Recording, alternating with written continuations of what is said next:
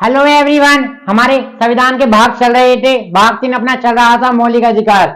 अपना आज पढ़ेंगे शोषण के विरुद्ध अधिकार। तो आइए सेशन को चालू करते हैं और चीजों को समझने का प्रयास करते हैं। शोषण का विरुद्ध अधिकार इसमें आता है हमारा आर्टिकल नंबर 23 और 24। ठीक है, दो इसमें आर्टिकल आते हैं। आइए यहीं से चीजों को पिक करते हैं। तो आर्टिकल नंबर 23 क्या बोलता है? आर्टिकल नंबर 23 संबंधित है मानव तस्करी से।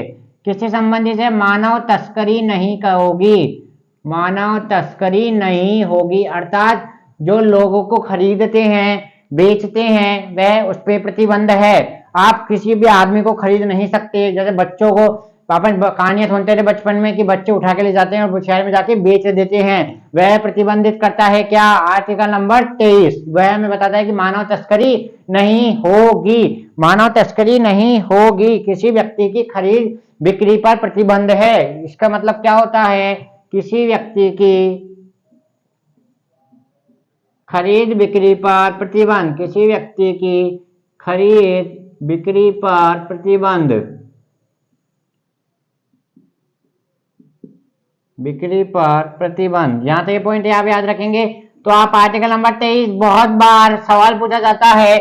आर्टिकल नंबर 23 हमें यह नहीं, एक अनुच्छेद हमें यह बताता है जिसमें अपन किसी व्यक्ति की खरीद व बिक्री पर नहीं खरीद सकते, नहीं बेच सकते। यह हमें कौन सा आर्टिकल बताता है? Article number 23। तो आप याद रखेंगे मानव तस्करी से संबंधित है। अब आता है अगला article, article number 24। Article number 24 क्या बोलता है? यह होता है बलात् श्रम से संबंधित है। बलात् श्रम नहीं करवा सकते आप। और आप पूछेंगे कि यह बलात् श्रम होता क्या है? बलात् श्रम होता है 14 वर्ष से कम उम्र के बच्चों को यदि आप काम पे लगाते हैं, उन्हें बोला जाता है बलात् श्रम।